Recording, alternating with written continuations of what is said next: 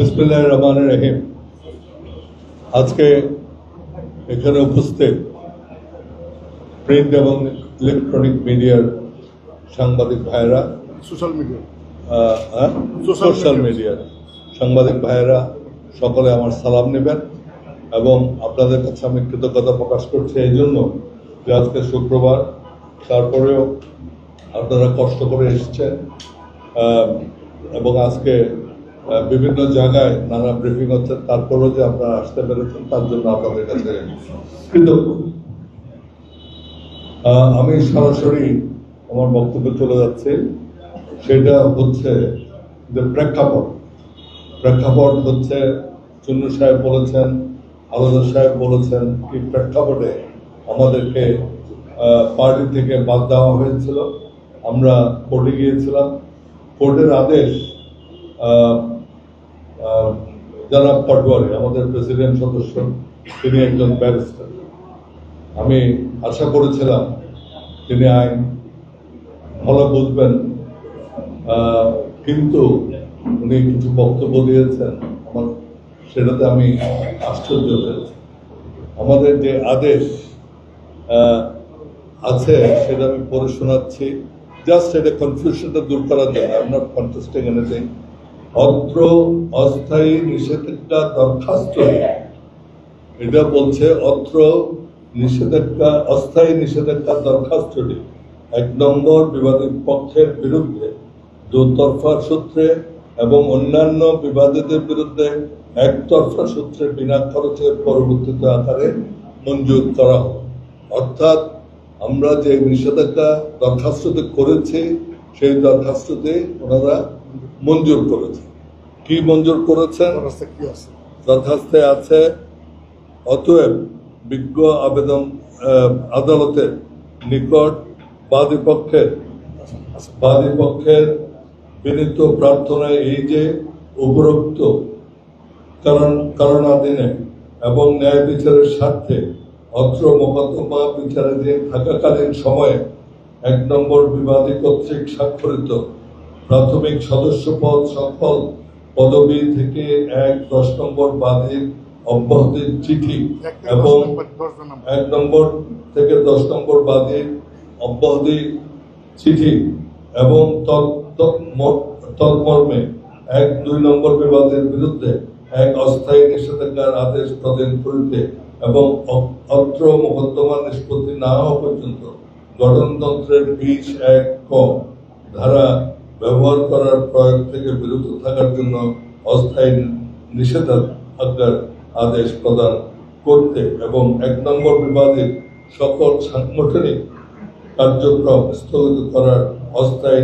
নিষেধাজ্ঞার আদেশ এবং জ্যেষ্ঠতার ভিত্তিতে ক্রমানুসারে সাংগঠনিক কার্যক্রম চালিয়ে যাওয়ার নির্দেশ প্রদান। সুতরাং যে নিষেধাজ্ঞা দিয়েছে, যে আবেদনের প্রেক্ষাপট, সেটা আপনাদের পড়ে শোনালাম, যেটাতে স্পষ্ট যে আমরা শপথে সকলে বহাল আছি।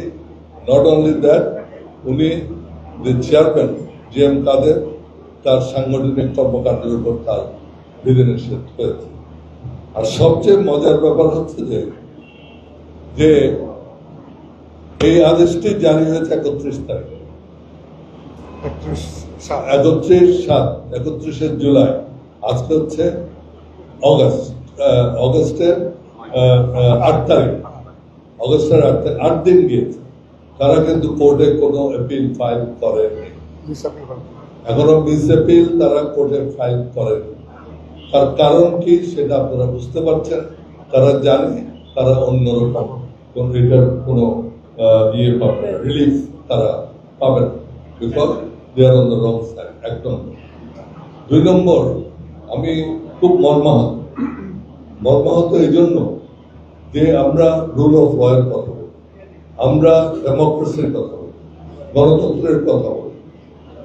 আমরা দেখেছি গতকাল ওপেন কোর্টে, সেখানে এই কেসটা ধার্য ছিল, সেখানে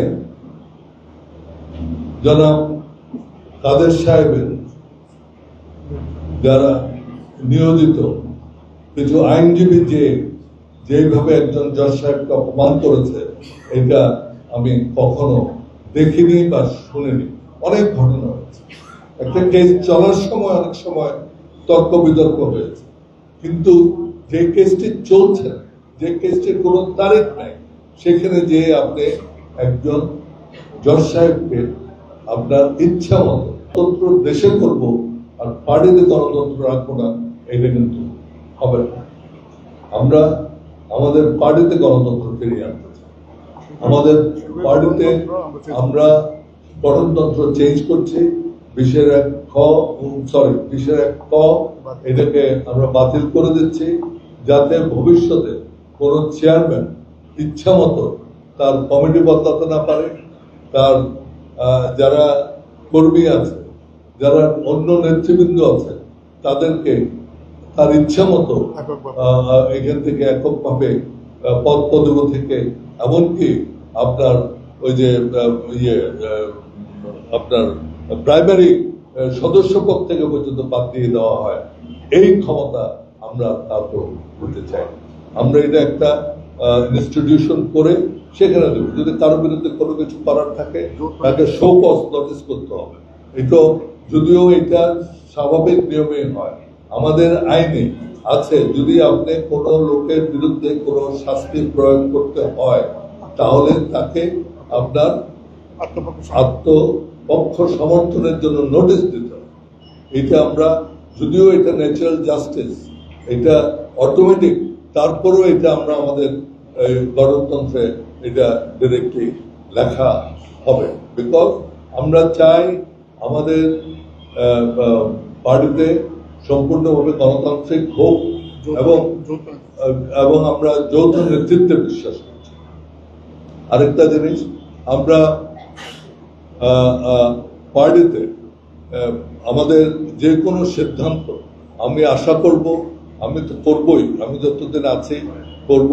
আমাদের সম্মেলন হচ্ছে, সম্মেলন কালকে যিনি হবেন তারা সকলেই এই গণতন্ত্র মেনে চলবেন এবং আইনের শাসন এবং গণতান্ত্রিক যেসব আচার আচরণ, এগুলো মেনে চলবেন, এই আশা করব।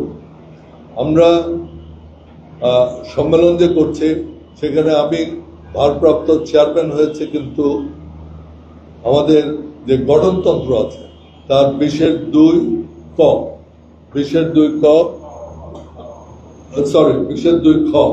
যেখানে লেখা আছে চেয়ারম্যানের দীর্ঘ সময়ে অনুপস্থিতিতে চেয়ারম্যান পার্টিতে সিনিয়র কো চেয়ারম্যান কিংবা কো চেয়ারম্যানের পদে কেউ দায়িত্ব থাকলে তাহাকে, যদি পদে সিনিয়র কো চেয়ারম্যান থাকে বা চেয়ারম্যান থাকে, তাহলে তিনি হবেন ভারপ্রাপ্ত চেয়ারম্যান।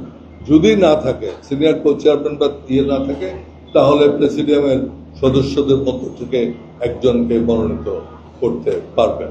সেই হিসাবে কিন্তু আমি ভারপ্রাপ্ত চেয়ারম্যান, এবং কালকে যেই কাউন্সিল হচ্ছে সেখানে আমাদের পার্টির, আমি সাংগঠনিকভাবে আমাদের গঠনতন্ত্র এবং আমাদের যে আদেশ, কোর্টের যে আদেশ, সেই ভিত্তিতে আমি ভারপ্রাপ্ত চেয়ারম্যান, এবং মুজিবুল হক চুন্নু, যিনি আগে আমাদের মহাসচিব ছিলেন, যাকে এই কোর্টের আদেশে আবার শপথে বহাল করা হয়েছে, আমরা এবং অন্যান্য যারা প্রেসিডেন্টের সদস্য আছেন, তাদেরকে নিয়েই কিন্তু আমরা সিদ্ধান্ত নিয়ে আমাদের এই ইয়েটা করছে, কাউন্সিলটা করছে। একটা জিনিস আমি সুস্পষ্ট ভাবে বলতে চাই, এটাতে যেন আমরা এখানে কোনো ভাগ করছি। আমরা জাতীয় পার্টি, যেটা 12 নম্বর নিবন্ধিত পার্টি নির্বাচন কমিশনে, সেই পার্টির আমরা কাউন্সিল করছি, এবং আমরা সেটা আপনার নির্বাচন কমিশনকে জানিয়ে, তাদেরকে অনুরোধ করে, তাদের পর্যবেক্ষক নিয়ে আমরা আইনগতভাবে এই কাউন্সিল করছি। এবং আপনারা, সুতরাং এখানে ভাগাভাগির কোনো প্রশ্ন নাই, এখানে আনিস সাহেবের কোনো দল নাই, চুন্নু সাহেবের কোনো দল নাই, আমাদের হলদার সাহেবের কোনো দল নাই। এটি হচ্ছে যে ইরশাদ সাহেবের 12 নম্বর নিবন্ধিত জাতীয় পার্টির লাঙ্গল মার্কা আপনার সম্মেলন, সুতরাং এখানে ভাগাভাগি। তার সাথে সাথে আমি আরেকটা জিনিস বলি যে আমাদের যে অনেকে বলেন আমাদের জাতীয় পার্টি অনেকভাবে ভাগ হয়েছে, সেটাও আমরা ঐক্যবদ্ধ করার চেষ্টা করছি। ইতিমধ্যে আমাদের জাতীয় পার্টি যেটা অনেকে রোশন ইরশাদ ইয়ে বলেন ফ্যাকশন ছিল, তারাও সকলে অলরেডি আমাদের পার্টিতে চলে এসছেন।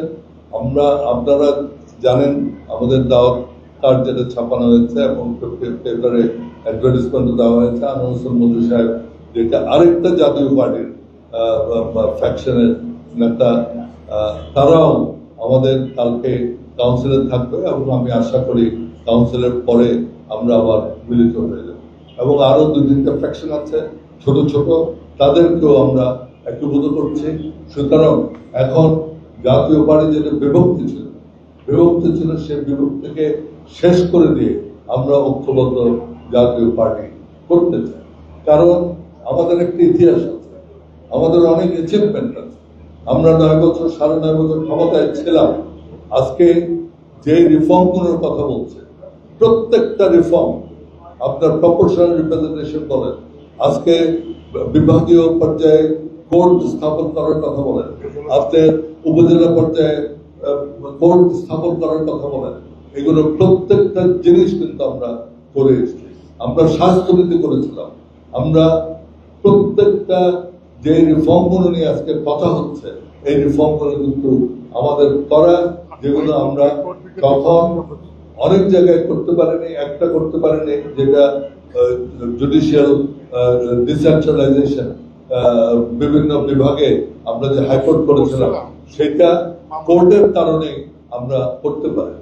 আজকে যারা এখানে কথা বলছেন এই রিফর্ম কমিশনগুলোতে, যারা রিফর্ম কমিশনের হেড হয়েছেন, তারাই সেদিন এগুলো অপোজ করেছিল।